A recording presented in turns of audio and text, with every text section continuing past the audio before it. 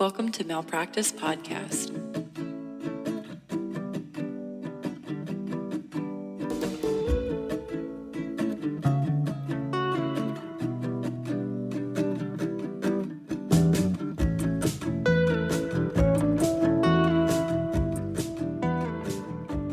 So, are you ready to get started? Hello. Yes, I am. Hello. This is Malpractice Podcast. That's Jess. And I'm Jess. And I'm Sydney.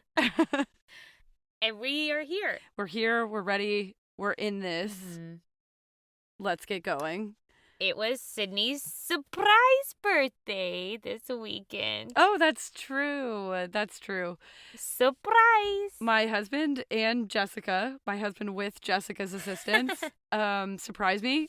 We took a trip to San Diego. It was magical. I loved it. It was so much fun. Do you have anything to add? The end. No. Jess got me a delicious cake and a massage. Period.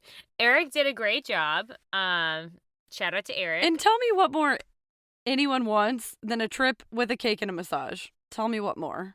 Never heard of her. What more could you ask for? Me? Nothing. It was so fun.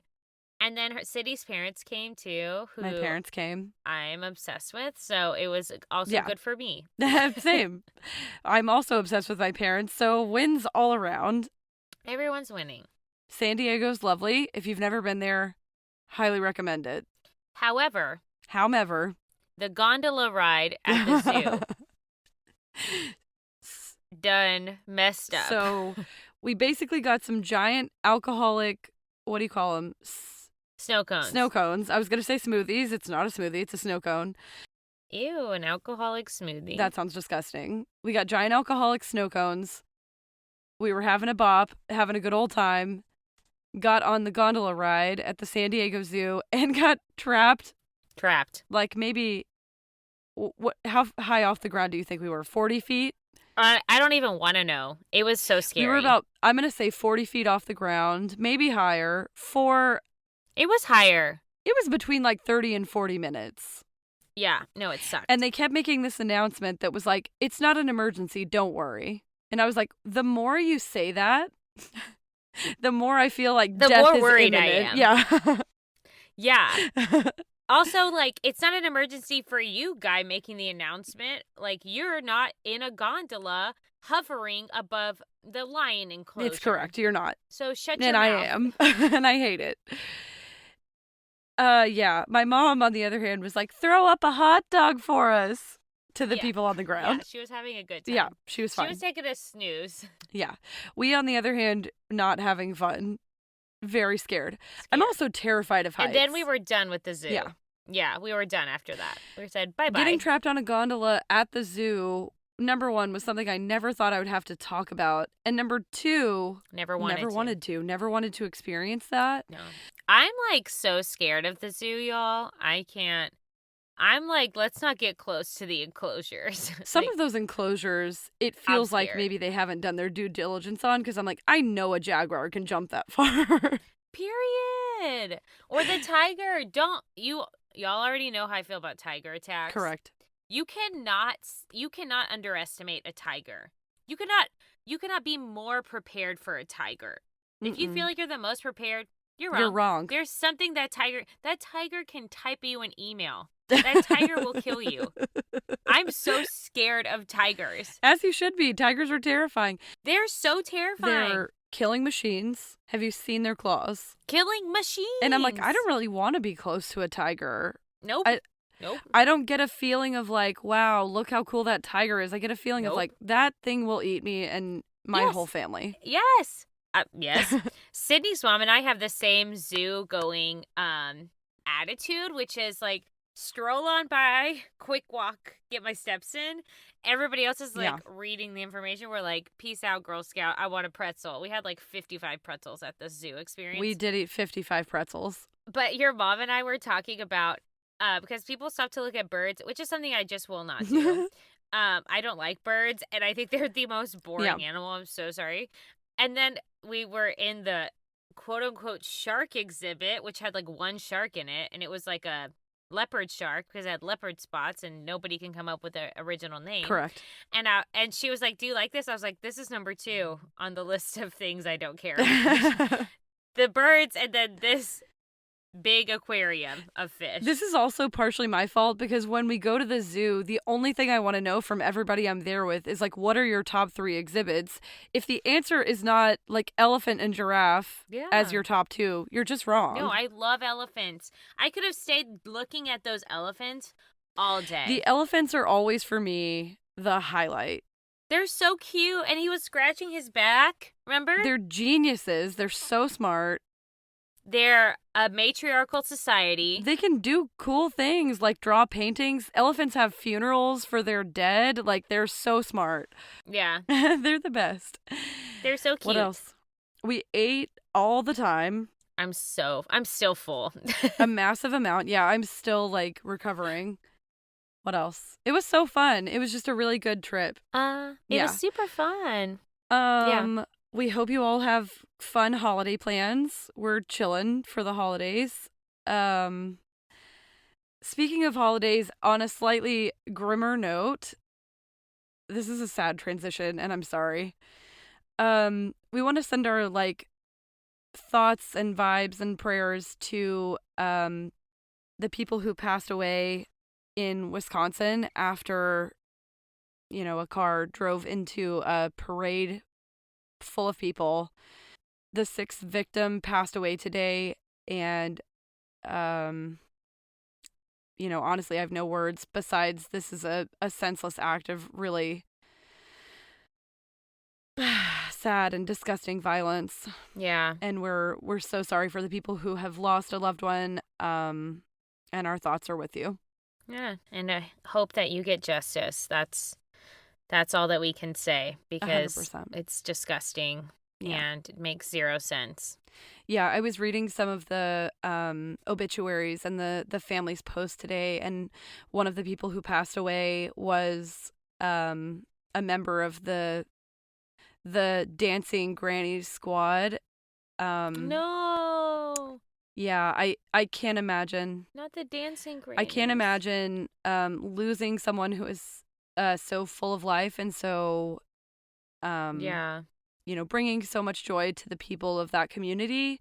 It's a devastating loss. So we just wanted to kind of off the top say that and say that we're acknowledge that. Say that our thoughts are with you. Absolutely.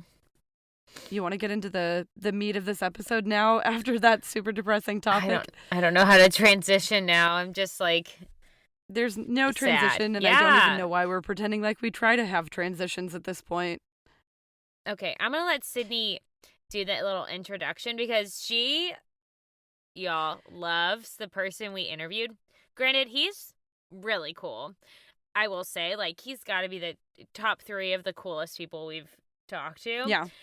But Sydney was like, I love. And I was like, okay, girl, he's cool. But this was like a Sydney episode. So yeah, I really want to give you like the privilege of introducing Brucington, which is not his real name. It's not his real name. Thank you for the privilege. Honestly, this man is... He's so cool. So interesting and so cool. I think you guys are really going to love this episode. I have never met a special agent I didn't like, first of all. I don't think I've ever met one. A part of my never-ending quest is figuring out how to combine my existing job skills with being... God, here we go. hunting serial killers. No, whatever. Sydney wants to be on Criminal Minds is the situation. I 100% do. I wish if they called me and were like, Aaron Hotchner needs you, I'd be like, I know that's a fictional character, and I am on a plane right now. And I am on the way. Literally to come.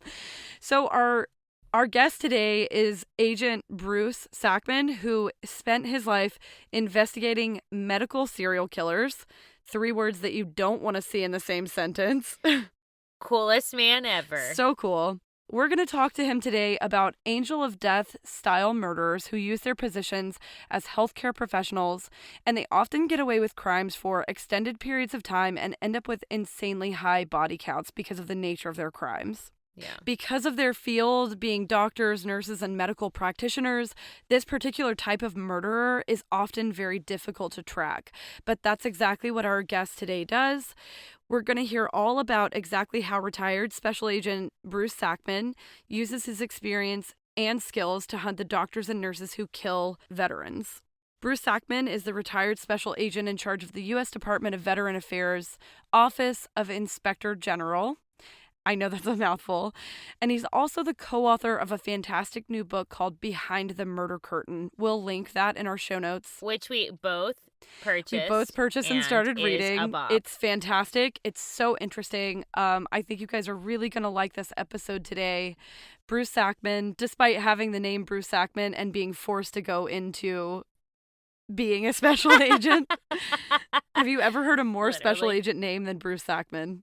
No, and he literally is, he's from Long Island, like, he is exactly what 100%. You want today when you hear that description. Like, you will not be disappointed. When I saw his face, I was like, this is Bruce Sackman, 100%. Oh, yeah.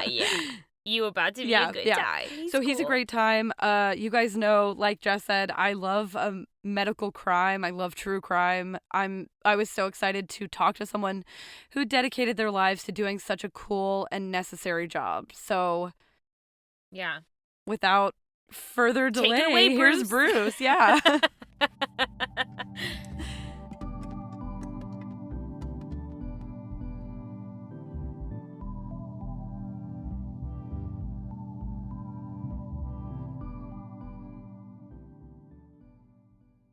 My name is Bruce Sackman, and I served as the special agent in charge of the U.S. Department of Veterans Affairs Office of Inspector General, Criminal Investigation Division for the Northeast. And what that huge title actually means is that I was responsible for all major criminal investigations involving the VA hospital system from West Virginia to Maine.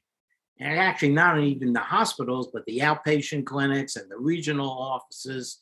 And I had a wide variety of cases to pick and choose from. And it's not just unique to the VA hospital system. They are actually true in all hospitals. I mean, we had drug diversion cases, theft cases. We had bribery of government officials because contractors were trying to bribe their way into the VA system. Oh, wow. You know, we had benefit fraud. So we had an entire smorgasbord, if you will, of cases to pick and choose from, until all of a sudden, one day I got a phone call that really changed my life. I got a phone call from the chief of psychiatry at the Northport, Long Island VA Medical Center. And she said, Bruce, you're not going to believe this, but we have a physician working here, and there's a news story that he spent time in prison for poisoning his coworkers. And first I had to look at the calendar to see if it's April 1st, if this was like, all right. And then I looked at the phone and I said, are you serious? Because I didn't think that you could get a job with the federal government treating our nation's heroes, having spent time in prison for poisoning your coworkers. Right. Boy, I was wrong. And that's when I learned about Dr. Michael Swango. And a little bit about Dr. Michael Swango. When Michael Swango was in medical school, his fellow students referred to him as 00 Swango, licensed to kill. Oh my God. Wow. We've never heard that before. Yeah, it seemed like every time he would visit patients, on occasion, would expire unexpectedly. Nobody could actually prove that he had anything to do with it, but the students were so concerned that they actually went to the dean and they put a board together, and by one vote, Swango was allowed to stay in medical school and continue his education. He just had to spend an extra 6 months after the class graduated just to make sure that he was up to snuff. Wow. So he winds up getting an internship at Ohio State University Medical Center. There was a young student, a gymnast. Her name was Cynthia McGee, and Cynthia McGee got in a car accident with another student. And she was actually improving until she got a visit from Dr. Swango, and then she expired unexpectedly.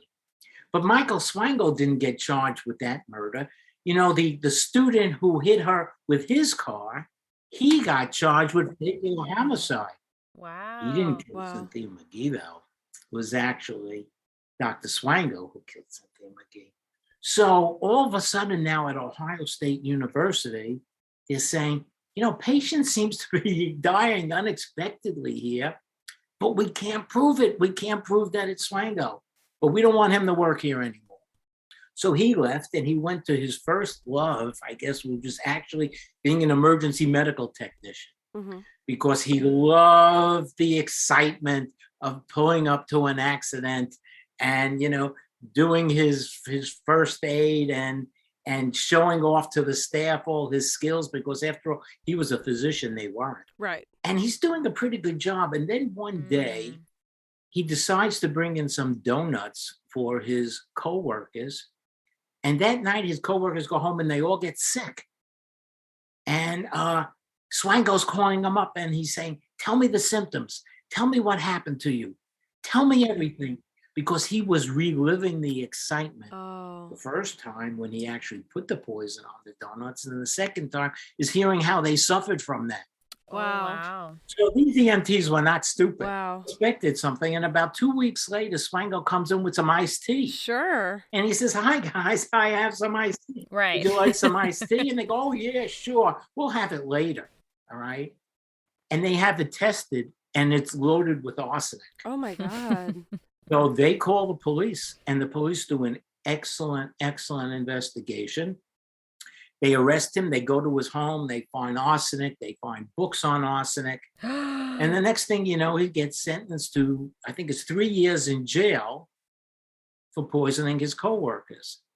Now, I didn't think in the United States of America, you could spend 3 years in jail for poisoning your coworkers and come out and be a physician again, but I was wrong, Wow. because that's exactly what happened.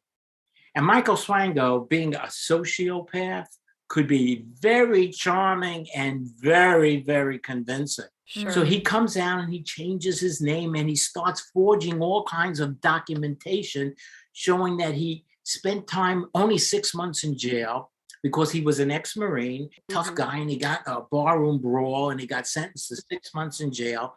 But the governor of the state restored his civil rights. And here's a piece of paper saying my civil rights are restored. And next thing you know, he's a doctor again.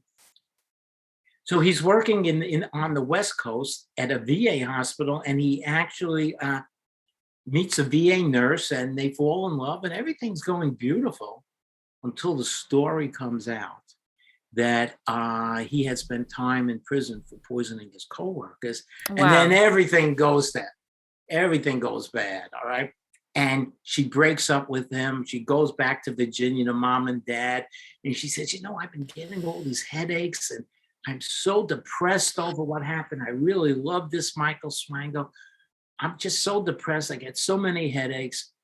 Mm-hmm. And one day she takes a revolver. She goes to the park and she blows her brains out right there in the park. Well, you can't blame Swango for that, can you? Well, actually, you can. Because even though the family had the body cremated, they kept the lock of her hair. We tested her hair and it was loaded with arsenic. Oh, wow. He was actually poisoning his own fiance. Well, to make a long story short, eventually he winds up in my neighborhood, and that when I get that phone call. Wow. He winds up at the Northport VA Medical Center. Now, how did he wind up at the Northport VA Medical Center? Well, he went for a residency at Stony Brook Medical Center, which has a teaching arrangement with the Northport VA Medical Center. Mm-hmm. And he went there. And guess what discipline he went there for? He went there for a residency in psychiatry. Yeah. So that means he had to go in front of a board of trained psychiatrists and convince them all that he should be in the program. And he was so convincing with all those bullshit stories of his that they bought it. And the next thing you know, he's working at the VA. So I hop in the car with one of my agents and we go talk to him. And I meet Swango. Wow. And he looks like a movie star. I mean, he's a handsome, charming ex-Marine doctor. If my daughter brought him home, I'd be thrilled. I'd say, look at this. Yeah. Look who she's bringing home, a physician, ex-Marine physician. Oh my God, right? And he starts giving me this, story with the barroom brawl thing. And I'm like, that's so interesting. I said, thank you very much. And I'm in his dorm room, and I asked him for permission to search his room, and that's when his attitude changed dramatically. Yeah. Then he wasn't Mr. Nice Guy anymore. Oh. Okay. And he asked us to leave, and I really had to leave. And I called the U.S. attorney and asked for a search warrant, but she said, Bruce, you don't have any evidence that he committed any crime at the Northport VA Medical Center, so I can't give you a search warrant. So the next thing you know, Michael Swango is gone. He leaves the United States. He goes to Zimbabwe, Africa. And when he's in Zimbabwe, Africa, he kills women and children and pregnant women. And he had to return to the United States to have his passport renewed. And that's when we arrested him, but not for murder, because we didn't have any evidence that he murdered anybody. But we arrested him for every federal agent's favorite crime, which is lying to the government. So he lied to me, he lied to the government, okay? Yeah. And he got 3 years in jail for that, and that gave us a 3-year window to try to determine if he had murdered anyone at the Northport VA Medical Center. Now, even though I had talked about this smorgasbord of cases that I had never done a murder case in my I never did. So I talked to my boss in Washington, D.C., and he says, Bruce, don't worry, we're going to hook you up with somebody who really knows this business. And they hooked me up with Dr. Michael Bodden. Now, you may have seen him on TV. He used to have a show, Autopsy. Yeah. Every time like a famous, suspicious death, he's usually there, Mm-hmm. And he says, okay, Bruce, this is what we're going to do.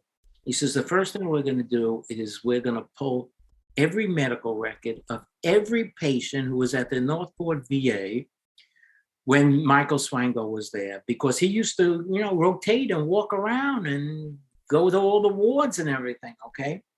And then what we're going to do is we're going to assemble a team. And this team is going to consist of himself as a forensic pathologist, a toxicologist, to check for the poisons. Sure. A VA physician from Texas actually came who was an expert in chart review, because he can make that determination if the patient's death, just looking at the chart, seemed to have been unexpected. Mm-hmm. And, it was kind of explained to me that natural death is like you shut off a fan and the blades gradually slow down. Yeah. But these people were like a light bulb. Oh, wow. They were bright 1 minute and dark the next. Mm. In fact, many times the families would go visit Dad at the VA hospital and they'd say, he seems to be doing great. We could go on vacation and we'll come back and we'll see him, only to get that call from Michael Swango telling them that Dad had expired. You see, that was his second shot at enjoying the murder. Yeah. The first one was actually murdering the patient. Yeah. The second one was calling the families and telling the families about how Dad suffered for that last 20 minutes or so of his life. I mean, that is really it's sick. Very sick and very painful. Okay. And also on this team, we had forensic nurses. And now at that time, it was a relatively new profession. All right. And forensic nurses were phenomenal, okay, because not only do they understand the science and the nursing, but they also understand the forensics. Yeah. And they were able to sort of, I would say, dumb down to me what the doctors were saying when they were talking about all the science. Hey, look, you know what? Most cops don't become cops because we're good in chemistry and biology, okay? So we really kind of depend on other people to help us. And the forensic nurses were phenomenal, not only in this case, but I try to use them in every case that I've ever had. I mean, they were just sensational. All right, so we narrow it down to about 5 cases that the team believes that these patients' deaths could not be explained. Okay. And when you look at the death certificates, they all say the same thing. myocardial infarction, some heart-related ailment, sort of a catch-all Yeah. for everybody, all right? In fact, there's a famous story about death certificates. What happened in Staten Island, one of the 5 boroughs of Manhattan. In Staten Island, people who look at these statistics were saying, my God, everybody in Staten Island seems to be dying from myocardial infarction. What the hell's going on here? Must be that pollution from New Jersey that's coming over and killing everybody, right? Well, it wasn't the pollution at all. It was actually fraud because the death certificates were fraudulent. They were actually filled out by the funeral homes who were in a rush to bury people, and they would forge the doctor's name and they would put down some heart-related ailment for everyone.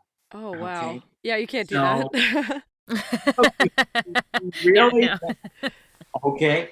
So the death certificates, they have this catch-all, but most lay people are under the misimpression that the treating physician is actually the one that has signed this death certificate, and he's confident that that's the cause of death. And you and I both know that's not always the case. Yeah.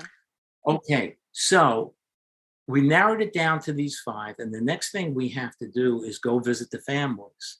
Now, could you imagine getting a visit like this? No. Hi, my name is Special Agent Sackman. I'm with the VA Office of Inspector General, and we have reason to believe that your father's death is of a suspicious nature. Yeah. Can we have your permission to go to the cemetery and dig up his body? Yeah. Imagine getting a visit like that. It's- Yeah. The families were great. The families were sensational in every one of my cases, okay? Sometimes the family actually wanted to be there at the cemetery. Oh, really? They wanted to see the exhumation. So I found myself for the first time ever at a cemetery, and the backhoe comes, and it's digging up the grave site and Yeah. pulling the coffin up from the ground. And then Michael Baden jumps into the gravesite and he's taking soil samples. I go, what is that all about? He says, well, we have to see if there's arsenic in the soil, because if there's arsenic in the soil and we find arsenic in the body, they're going to say, well, it just creeped in from the soil. And Oh. Like something that the defense would use to say that. that is absolutely Okay. Wow. Y'all are super smart. No kidding. I would have been like, why are you doing Yeah, that? that's what Get I out of the said. grave. I said, boy, he really gets into his work, this guy. He's, Then I find myself at the morgue. Never been in a morgue before, never saw an autopsy before. It's a bit of a cultural experience. And the next thing you know, they're doing the Y incision, they're opening up the body, and Michael Baden takes out the heart and shows it to me. He says, you see, Bruce, there's nothing wrong with this heart. This guy didn't die from heart disease. Oh. All right. Yeah. So they started taking all tissue samples and blood samples, and they made a determination that these patients were injected with 1 or 2 substances, and there was no medical reason for them to have it. The first was succinylcholine. All right. They call it sucks in the hospital. And if they want to put a tube down you, it actually paralyzes you, so they could put a tube down you. So he used that. Right. And the other drug was adrenaline, which, epinephrine, which is adrenaline, which will speed up the heart. Yep. So we found traces of that, and there was no need to be traces like it. Well, next thing you know, and now this took a long time to do. Next thing you know, Michael Swangel's about to get out of jail for lying to me. And he thinks he's going to hop on the plane and go right back to Zimbabwe. Well, yeah, right back to somewhere in Africa. Not so fast. Because by the time that he was in jail, the United States had actually entered into an extradition treaty with the government of Zimbabwe. So we said to Swango, we said, hey, Doc, if we go to trial, and even if we lose, we're just going to put you on the plane and drop you off on the tarmac in Zimbabwe, where they have arrest warrant for you. Yeah. For allegedly murdering women and children and pregnant women in Zimbabwe. Blonde hair, blue-eyed guy, there's an arrest warrant for you in Zimbabwe for killing a number of their people. Well, it didn't take him long to think that he should plead guilty. Yeah. Yeah. And I bet it didn't. And he did plead guilty. And at his sentencing, and the sentencings are always very emotional and dramatic because the family is there. Yeah. And the family has an opportunity to speak. And the family gets up and says, you know, Dad, he made it through the war only to be killed at a VA hospital. And it's very moving. I mean, Yeah. except Swango, you know, he didn't really pay any attention. And then the judge asked Swango to articulate exactly what he did. And Swango got up and he said, I used a paralytic to murder people. And he explained to the judge right there. So he pled guilty really in order to avoid the death penalty, because in the federal government, there is a death penalty. And he got sentenced to 3 consecutive life terms without the possibility of parole. And the judge said something I had never heard before or since. The judge said, you know, Dr. Swango, he says, I'm sentencing you to life imprisonment without the possibility of parole. But if Congress should change the law and now have parole in the federal system, your parole is denied in advance. Wow. So he didn't even Don't even think about it. Right. And then later, Swango also pled guilty to killing Cynthia McGee. Right. So that after that case, all of a sudden I became the agency expert because I'm the only one in the agency who for one case, and now I'm the agency expert, and I get called for every time there's an allegation like this. But I'll tell you something very positive to come out as a result of the Swango case. And that's the world of medical credentialing improved dramatically. Yeah. Because nobody wanted to have a Swango on their staff again. Okay. Yeah. So from medical credentialing being almost an afterthought in some places, now, you know, there are teams of people in hospitals that verify all the credentials of the staff, of the nurses and the doctors. And, you know, every year or so, they have to update everything. And all of that came about as a result of Swango. Wow. So that was a real positive to come out of that. Now, if you want to know how many people Swango killed, you know, the thing is, the big difference between medical serial killers and your traditional, we'll call them traditional serial killers, is that traditional serial killers, I guess they kill about 7 or 8 people. And sometimes, you know, these are people who, you know, maybe went jogging on a lonely path, or prostitutes or something like that. But my medical serial killers, the average, I would say, kills somewhere between 30 and 50 patients. Wow. Jeez. You know, and everybody goes to a hospital. Everybody goes to a doctor, you know. Swango, we estimate, killed about 60 people. See, medical serial killers kill so many people that even when they want to answer the questions, they can't remember themselves how many people they killed. Yeah. That's how many people they killed. And they get away with it in large part because no one wants to believe that a medical professional is intentionally taking lives. And I can understand this. Look, first of all, the last hospital that I worked in, particularly in New York, I mean, they performed miracles every day. They were saving lives and performing miracles. I mean, the staff was incredible. And to believe that somebody so dedicated to saving lives is actually had inserted him or herself with the idea of taking lives is difficult, not only for the patients, but particularly for their coworkers and staff to believe. And that's one of the reasons why they get away with it so long. But there are other reasons as well. But if you think about it for a minute, if you're so inclined to commit a series of murders, what profession and what location might you choose? Well, let's think about this for a minute. All right. Well, first of all, you want to choose a profession that has the power of life and death over an individual. Yep. Well, professions do we know have that? Okay. Some serial killers are masqueraded as police officers, you know, but we know other professions that have that. All right. You want to work in a community of people that have taken an oath to protect and serve. Yeah. Either it be the Hippocratic oath. I know some nurses take this Florence Nightingale oath. It's all essentially the same thing, Yeah. to do no harm to the patients. And they do no harm. I mean, it's an incredible group of hardworking, dedicated people. You also want to find a job where the victim and the family Yeah. trust you implicitly. Yeah. Listen to that nurse, sweetheart. Listen to that doctor, sweetheart. They only have your best interest in mind. And of course, they do have your best interest in mind 99.99999% of the time. Okay? Yeah. Now, you also want to work in a location where the strong and the assertive all of a sudden become the meek and mild. I'm in the hospital. I don't care. You could be the largest weightlifter, construction worker ever, and you're not feeling well, and you just kind of lay back and don't ask any questions. And sometimes huge construction workers are scared of that little nurse who's coming over with that needle. Yeah. Right? So they don't ask any questions, and they just sit there and kind of take it. Boy, that would be great, right? Okay.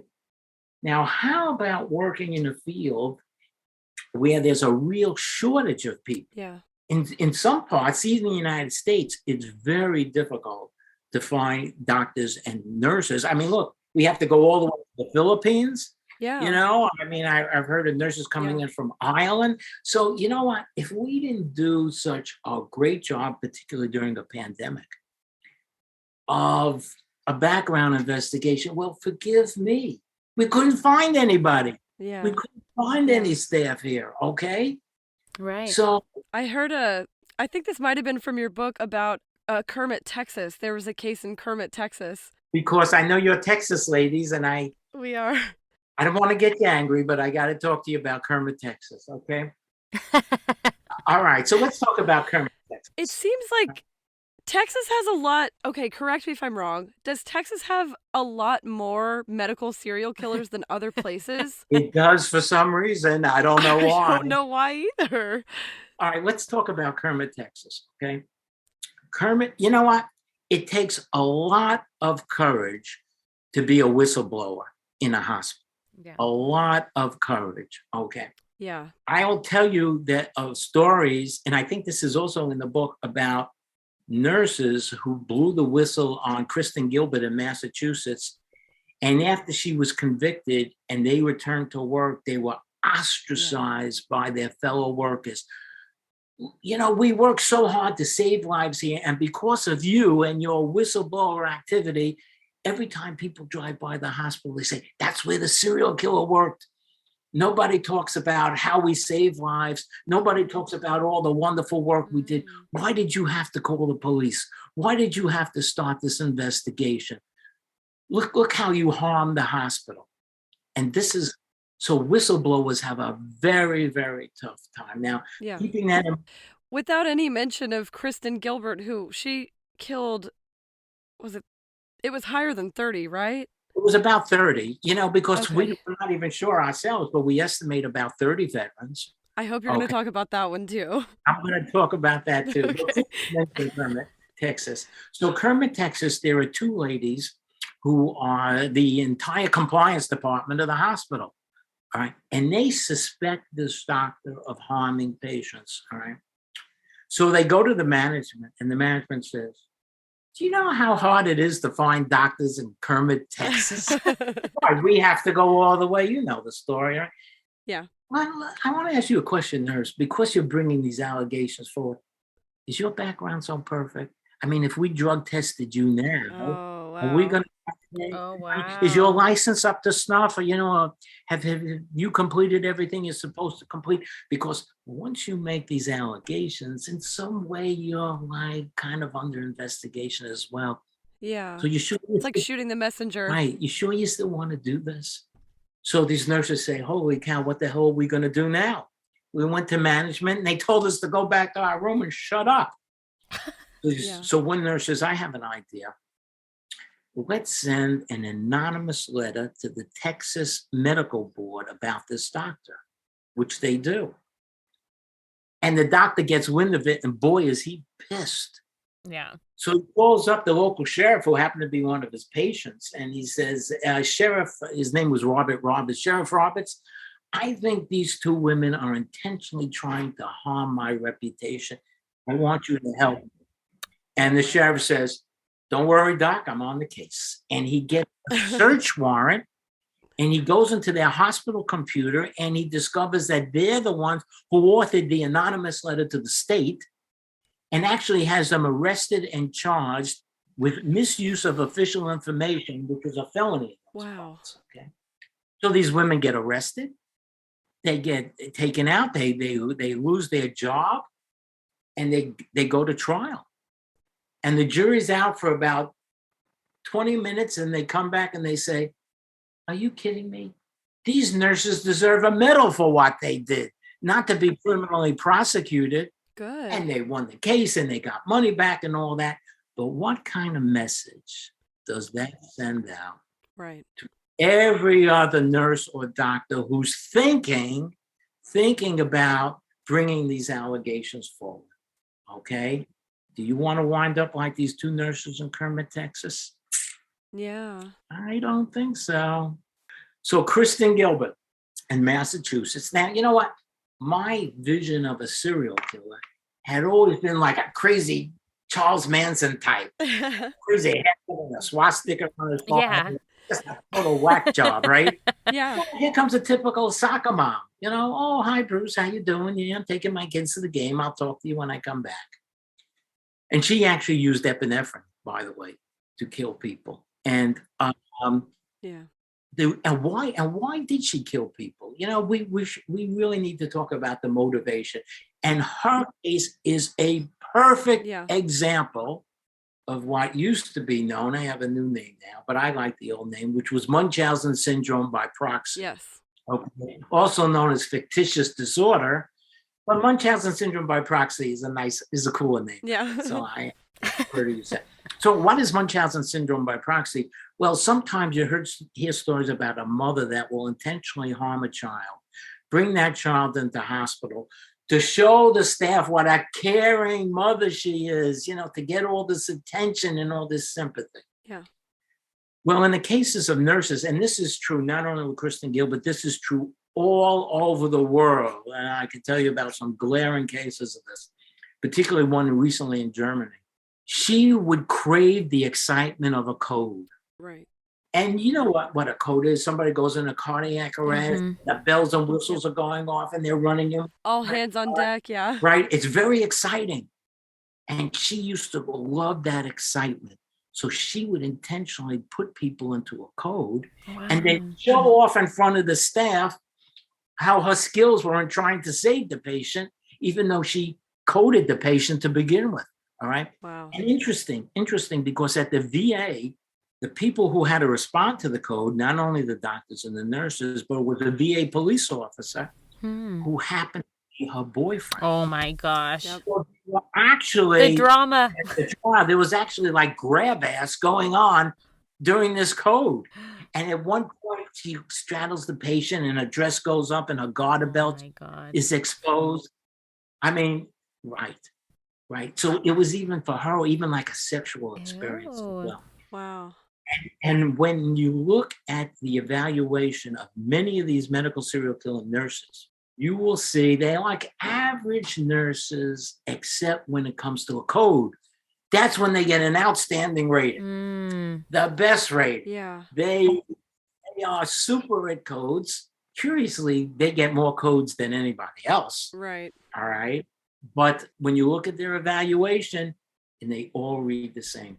There was a nurse in Germany who recently admitted to killing over 100 patients. Yeah. Oh my God. Oh, yeah.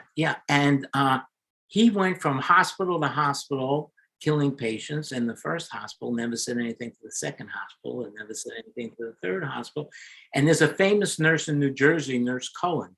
Nurse Cullen started out in Pennsylvania, and he went through about 7 or 8 hospitals in New Jersey until he finally got caught. And the first hospital suspected something, but they never said anything to the second hospital. They never said anything to the third hospital.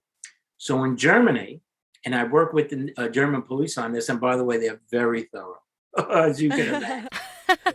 Very thorough. Yeah. Okay. They had to exhume bodies in 3 different countries. Wow. We actually suspect that he killed more like 300 Oh patients. my God. We were only convinced approximately they killed 100 patients in 3 different countries. And he pled guilty. But something unique has happened in Germany. For the first time, I believe, anywhere in the world, the managers who suspected something but just passed him on and didn't say anything to the other hospitals, they got charged with aiding and abetting the murders. Good. Yeah. Now, whether they get convicted or not, whether they get jail time or not, I don't know. Yeah. But I'm just very excited. Yeah. German authorities actually charge these people. Now, they would charge like 2 years ago, and it's still ongoing. Wow. We'll see what happens. I stayed very close with my friends over there on that case. But he loved the excitement of a code. Yeah. He just, another prime example of Munchausen syndrome by proxy. Love the excitement of the code. Okay. So Kristen Gilbert now, during the trial of Kristen Gilbert, it came very important to try to determine, what was the cause of death. And we had evidence that the deaths were consistent with epinephrine poisoning, but we wanted to be able to have the toxicology to support that. So the question was, can you find traces of epinephrine in embalmed tissue? And the lab that we used at first said yes. And they said, Bruce, we have this brand new machine. It's called the High Performance Liquid Chromatography Tandem Mass Spectrometer. Holy cow. It work. You wouldn't understand, Bruce. You couldn't understand. But we take some sample and we run these tests. Great. And then we're about to go to trial, and the lab calls up and they said, hey, Bruce, I'm sorry, we made a mistake. We can't really say for a fact that it's epinephrine, but have a nice trial. Oh, Lord. Oh my gosh. What we were able to prove through expert testimony that the deaths were consistent with epinephrine, that she used to walk around with an EpiPen, that we found epinephrine in her home. So we had enough other evidence to show, Thank goodness. yes, to show that she had murdered patients. And again, we had to exhume bodies. We had to visit the families. These cases take years, and they are very, very, very expensive to run. The lab fees in the Swangel case alone cost the government about $1 million. Wow. Oh my gosh. But look, we were the federal government.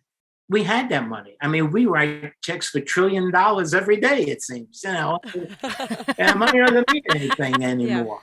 But if you're a small police department somewhere, this is what's going to happen. Right. I tell you what's going to happen if you're a small police department. Let's say you as a nurse, you go to the manager and you say, you know what? Every time this nurse Bruce is on duty, the death rate goes up. Bruce takes a vacation, the death rate goes down. Does that mean Bruce is a serial killer? No. Maybe Bruce has the sickest patients. Maybe there's some. He's the worst nurse. Yeah. Doesn't mean he's a serial killer, right? Right. So you might get the management to agree to do an internal investigation. Yeah. So who's going to do this internal investigation? Well, it's going to be employees of the hospital, right? Not somebody from the outside. Right. It's employees have a vested interest to make sure that the hospital doesn't have the reputation of having a serial killer work there. Yeah. To protect the hospital. Exactly. So what are they going to do? They're going to look in the charts and they're going to ask the question, could the patient have expired from one or more of his natural disease processes? Now, when I started looking in the medical records of the VA patients, they were like this thick. I didn't know you could be alive and have this much wrong with you, and I'm supposed to prove that they were murdered? Yeah. To me, like any one of these things could have been a cause of death. All right. So this team, this in-house hospital team, They'll review the medical records. But as you know, hospitals don't really do autopsies anymore because nobody wants to pay for it. All right. And they feel they don't need it as a teaching tool anymore, which I really think they do. So if they do some, a hospital autopsy is not like a forensic autopsy. Right. Okay. Hospital autopsy is more of like a confirmatory autopsy. Could the patient have expired from one or more of his disease processes? Yes. And then they'll issue this big report exonerating the nurse.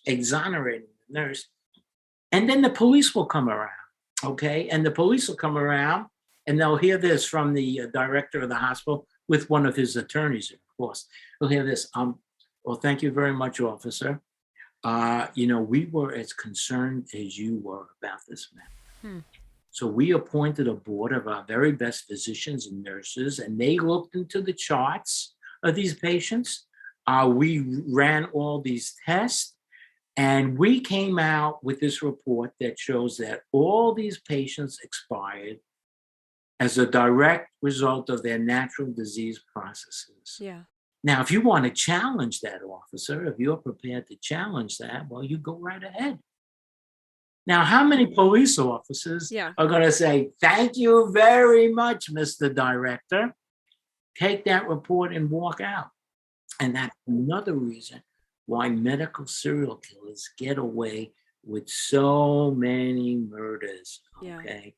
Because they're actually supported by the management, hoping that they're just going to move on to the next hospital and not cause all the bad publicity of having someone. That's crazy. So I listened to another podcast interview that you did where you talked about the difference between what you do and what the FBI does is that basically they investigate a crime and then they move on. And your job was to kind of investigate crimes and then do a deep dive into the system and exactly what went wrong and change things to make them better.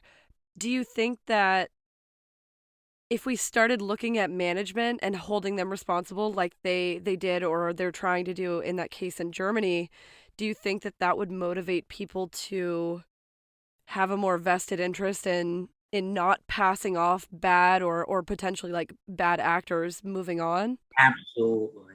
Every time I make this presentation, I have a PowerPoint and I make these presentations. And my favorite audiences, by the way, are nurses. By far, my favorite audiences, because they really understand, they really appreciate it. And inevitably, some doctor and nurse will come up to me at the end of my presentation and say, Bruce, there was this one doctor. Yeah. Well, there was this one nurse. And we kind of suspected something. We always felt so uncomfortable with him or her. Wow. But they just kind of moved on and we were so happy. But in hindsight, we should have looked. We should have checked. God knows what could have happened. And inevitably, and I've given this presentation all over the world, inevitably, somebody will come up and tell me that story. So I am hoping and I am praying that there's some conviction. I don't care whether they go to jail or not, but some conviction of the managers who allowed this to happen, because that is going to be a wake-up call. Yeah. Because right now there is none. So all these managers throughout the VA and throughout the United and throughout the world, basically, who have allowed these people just to move on to the next hospital, most of them have never even lost their jobs. Right. On occasion, some of them were forced to retire or something, but nothing really bad happened to them. So where's the motivation? Where's the incentive to do something? It takes a lot of courage. Look, a lot of hospital managers, look, their job, they're concerned about the bottom line. They're concerned about keeping the hospital open. They're concerned about the reputation of the hospital, but you have to put that aside when something like this surfaces. And you really have to do your due diligence because we're talking about people's lives here. Yeah. People's lives all over the world. And look, it's not just in the US or in Germany or even in Texas where latest serial killer, you see this New York Times.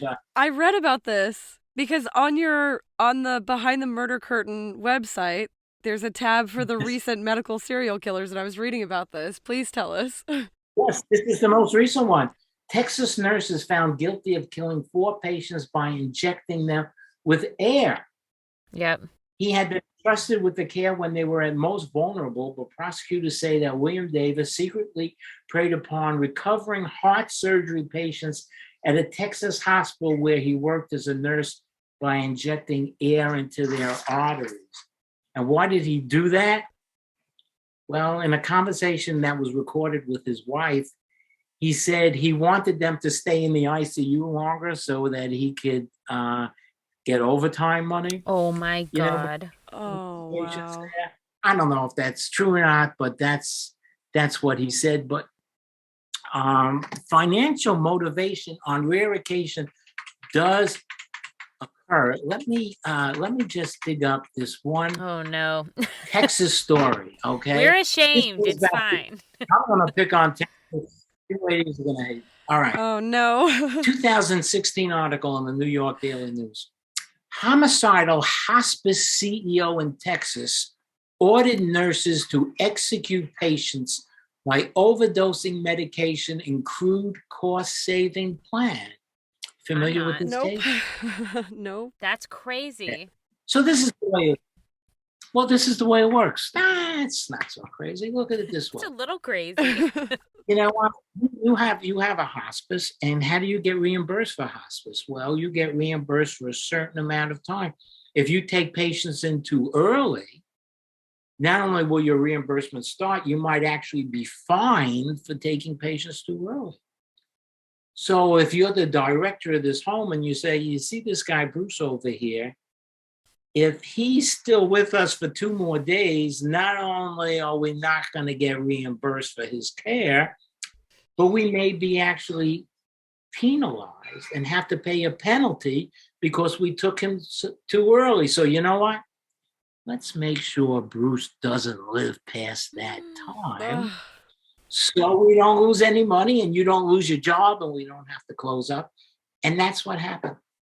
That's what happened in that particular. And believe me, that's not the only. That's terrible. That is not the only. That is not the only one. And in Texas, you had Nurse Janine Jones, the baby killer. Yep. You familiar with her? I do know that one.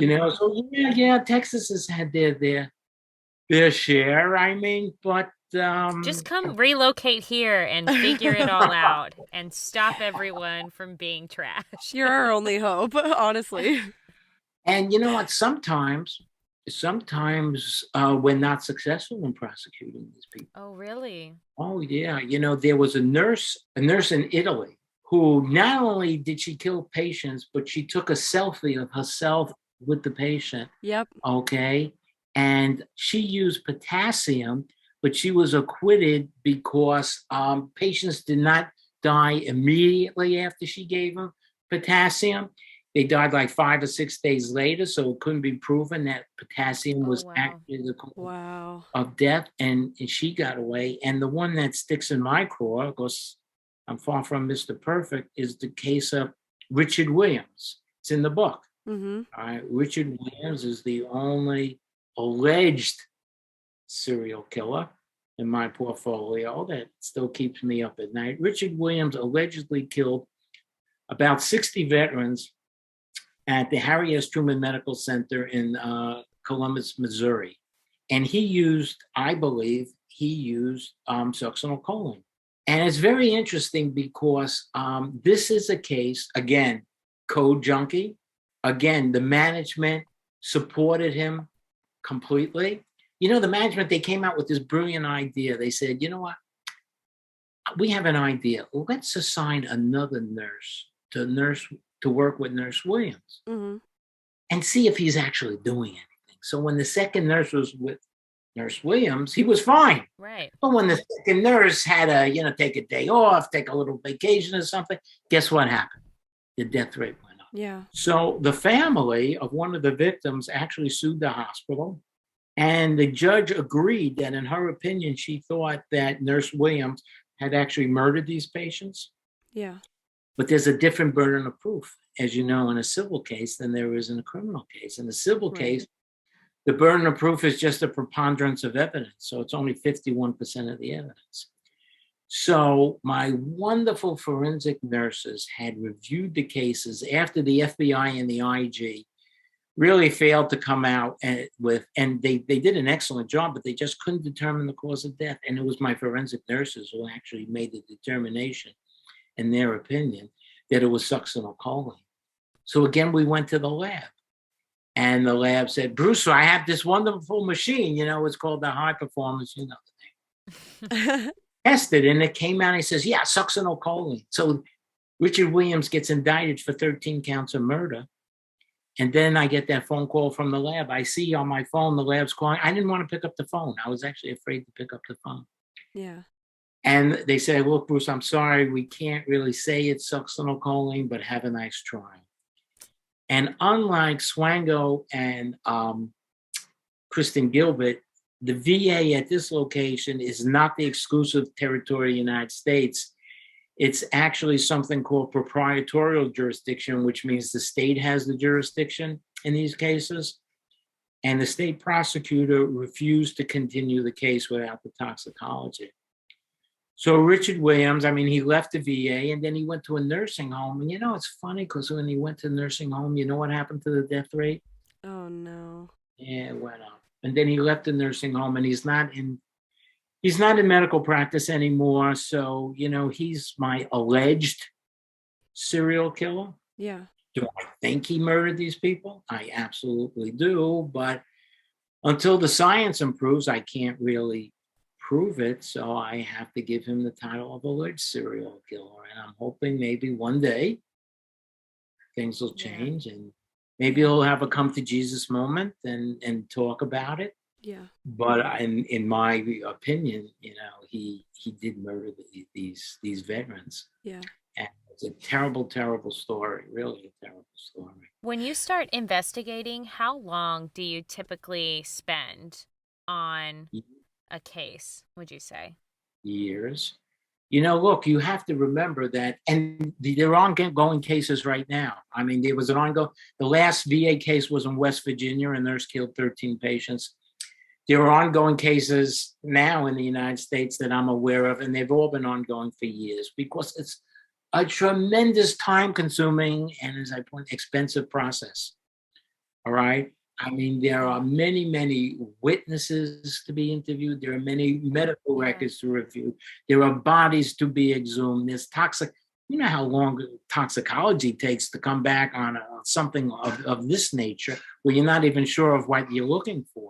Right. So it takes years.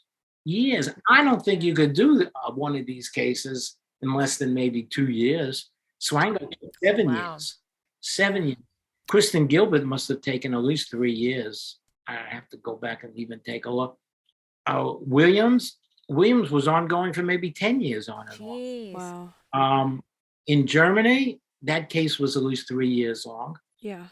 They take years and they're very expensive. So when you talk about the time, you talk about the science, you talk about the money involved, and the willingness of police to just kind of accept the view of the hospital management, you could see why medical serial killers have much higher murder rates than your traditional serial killers, because unfortunately, it's easy to get away with. There was a famous medical serial killer named Donald Harvey, the Donald of medical serial killers. He has this very famous thing. I'm going to actually read it to you now, okay? This is a quote. He says, well, people controlled me for 18 years, and then I controlled my own destiny. I controlled other people's lives, whether they lived or died. I had the power to control. After I didn't get caught for the first 15, the first 15, yes, I thought it was my right. Oh my gosh. I appointed myself judge, prosecutor, and jury, so I played God. If you kill 15 people and the coworkers don't even give you a second look.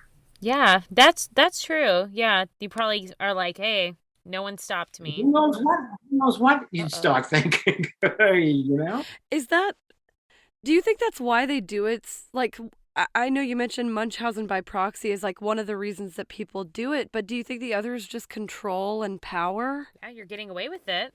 Yes, I think that was Swango. I think Swango Right. just had a fascination with death and the ability to control life and death, as Donald Harvey did. So I think that's a real motivation for some. Like I say, one size doesn't fit all, when it comes to the motivations. But that is definitely one of the motivations for people, Mm-hmm. Janine Jones, where you mentioned Janine Jones, the baby killer, I actually have something that she said. Janine Jones said, and this is so true, she says, what happens to the patient does not matter to the caretaker. What matters is what the incident does for them. All right. So they don't care at all about the patient. They care about the thrill and the excitement they get from either they're controlling their lives or doing that Munchausen syndrome by proxy. And on rare occasion, it just so happens to be a financial reason. In fact, just came out the other day about a nurse's aide who killed a number of patients and stole their goods. And I think he was in Texas as well. Oh my gosh, of course he was. Of course he was. We have a higher tolerance for crazy than other states, I think. Maybe that might be it.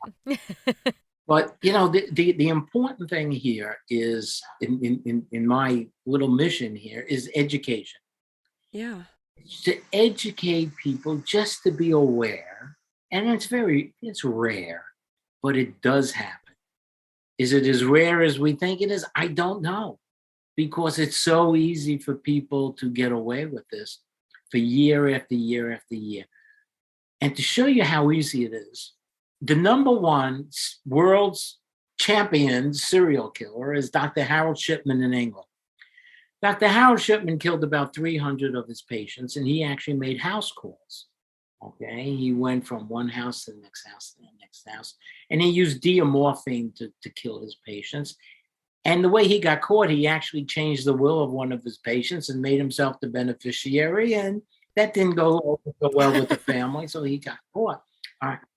Do you know that he is the one and only physician to ever be successfully criminally prosecuted for murdering his patients in the history of England? Wow. Going back to the Norman Conquest. Okay? So that goes to show you how difficult it is to successfully investigate and prosecute these people. How much of this I always get, how much of this is going on? How much of this is going on in nursing homes? How much of this is going on? I don't know. I mean, I don't know. I mean, I try to track these things as best as I can. I often get called, from people around the world, but by the time I get called, it's kind of well known. It's bad. Yeah. So I really don't know the extent of it.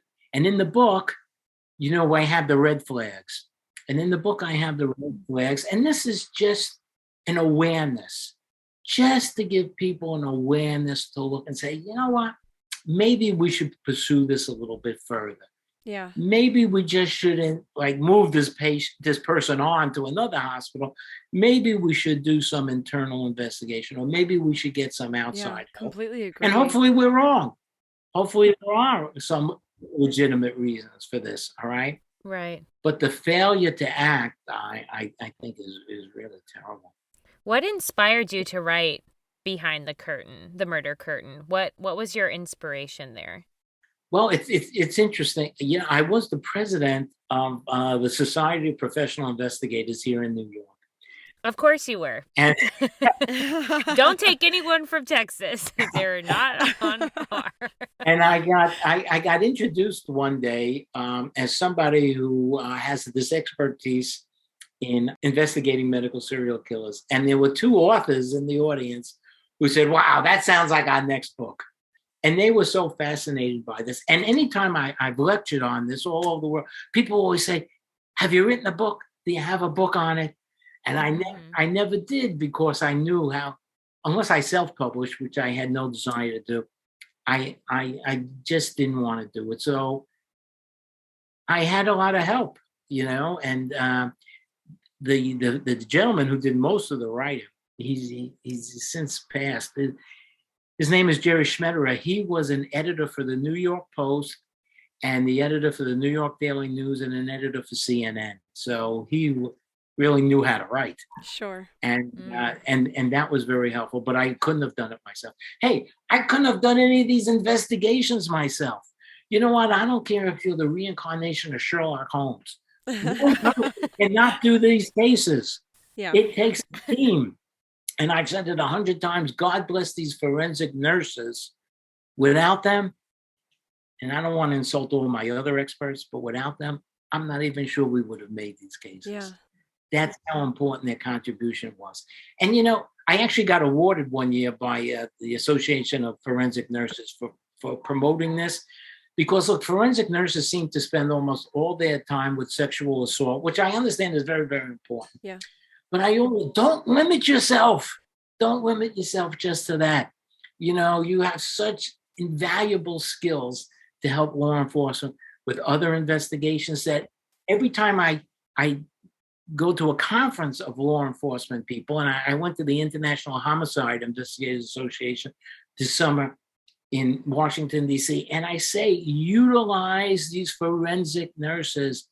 They are an incredible, incredible resource. And luckily, we had a group of them at the VA, and they were phenomenal. That's awesome. So you've talked about several different cases, but what is it that ultimately gets these people caught? Is it normally whistleblowers in most of the cases, or is it? Yeah, you know what? I would have never known about these cases if it wasn't for the courageous nurses and doctors that came forward. And also, it's the numbers. I used to see this in the fraud cases. Yeah. If you committed a fraud once or twice, chances are you wouldn't get caught. But when you got greedy and kept committing the fraud, that's when we caught. Yeah. So the numbers were so outrageous that actually, in a very sad sort of way, helped us as well. Because if it had been one murder or two murders, I'm not so sure anybody would have even identified. Yeah. Yeah. But the whistleblowers throughout the world are phenomenal, but they go through a rough time. Sure. And I don't want to discourage anyone. I don't want to encourage them, but I'd be less than honest and say that it's tough. The whistleblowers on the Williams case, which were two physicians, they went through hell. I mean, they just went through hell with management and all. And it's in the book, and you can read about it. But these guys, they had a lot of courage. Yeah.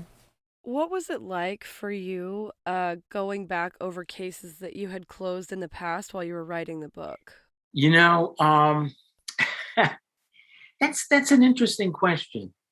It never really bothered me to do this kind of work, because I felt at the end of the day, I was really doing the right thing. Out of all the cases, to tell you the truth, out of all the cases I've done, the one that kind of bothered me, aside from Williams, which I couldn't solve, but there was a doctor in Albany, Dr. Cornack.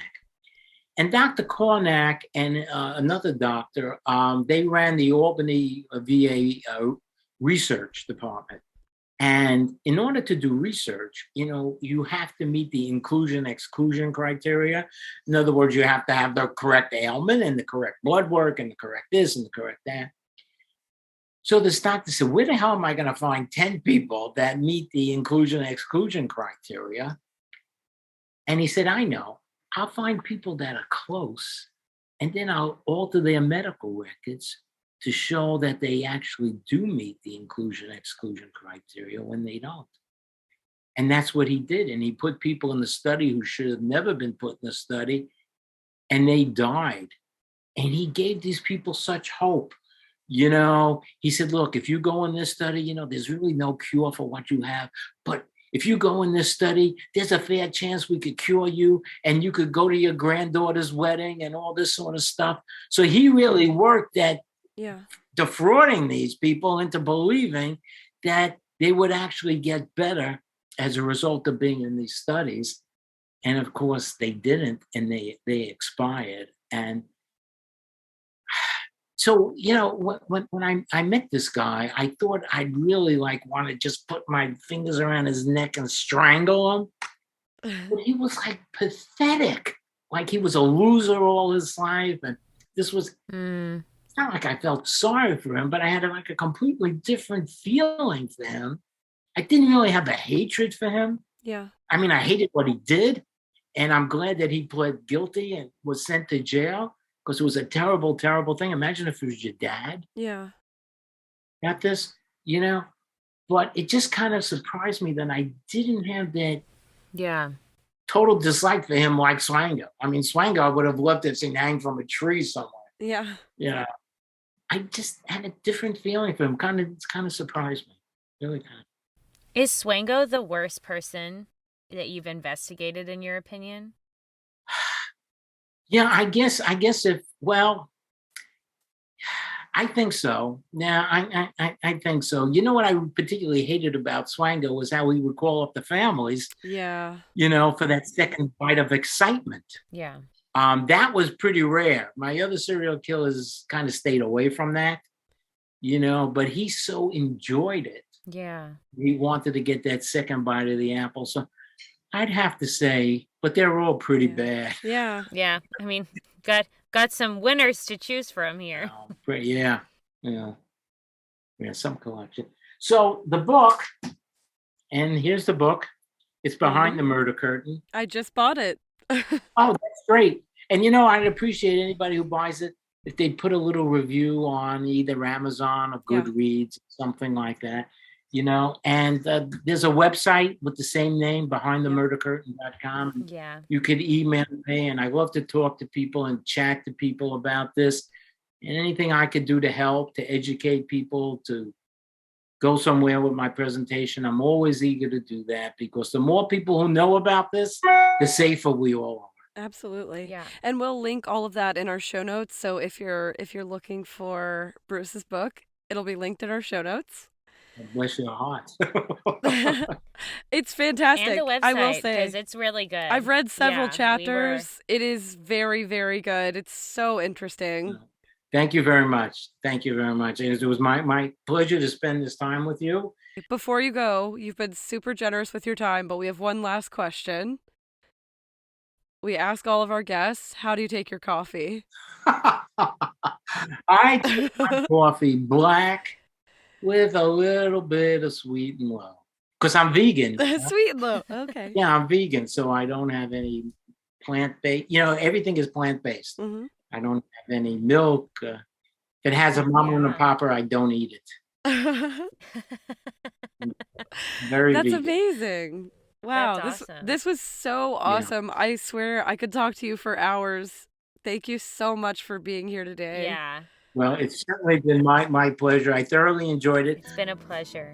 We were so starstruck when you literally reached out, because we just did the Swango episode, so we were like, oh my God.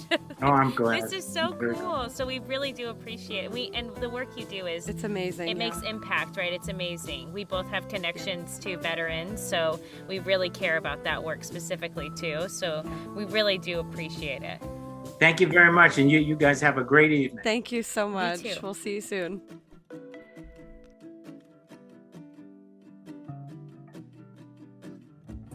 Hey Mal Pals, thanks for listening. The sources and links for this episode can be found in our show notes. If you haven't already, go follow us on social media. You can find us on Instagram, Facebook, and Twitter at Malpractice Podcast. You can also send topic suggestions, questions, or concerns to our email, malpracticepodcast@gmail.com. And just as a reminder, if you like what you're hearing, you should definitely subscribe, rate, and review us on Apple Podcasts, Spotify, Stitcher, or wherever you like to listen. And don't forget, malpractice makes perfect.